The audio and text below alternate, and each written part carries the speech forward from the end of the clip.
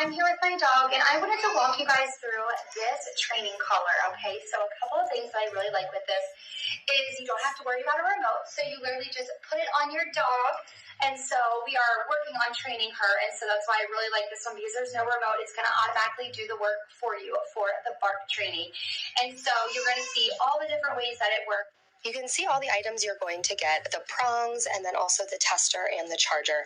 And so to get it started, you're going to hold the M button down for a few seconds, and then you're going to see it turn on. At this point, this is when you're going to be able to see what the setting is, and this is also how you're going to go ahead and set it again. So once you hit the M button, if you just keep hitting it, you're going to be able to see the different modes of what it's set. But to enter the setting mode, you're going to go ahead and tap that button 3 times. At this point, when you do that, you're going to be able to change the sensitivity level.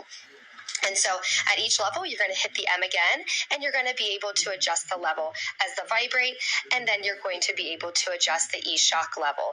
After you get it to where you would like, you're going to let it set for about 6 seconds. It's going to reset, and then everything is going to be saved.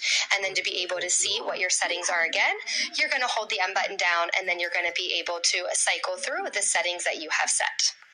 The next thing I want to show you is where you're going to charge it. So you can pull up this waterproof tab, and this is where you're going to connect the charger, which is going to have the other end to USB to charge it. And also it has the reset button. You're going to be able to see that the collar is going to be adjustable, and then you're going to be able to put it now on your dog. So as you guys saw, it is really easy to be able to set up just by using these buttons down here, the on button, also the mode, and then the arrow button.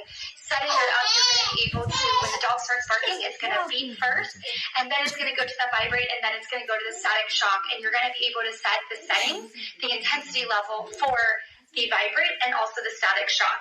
So it's going to be nice because it's going to kind of just go down the list as they're barking, first with the beep, then with the vibrate, and then with the static shock to help prevent your dog from continuing to bark.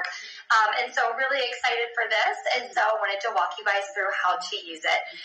So after you have it all set up and how you like it, all you're going to do is put it on your dog.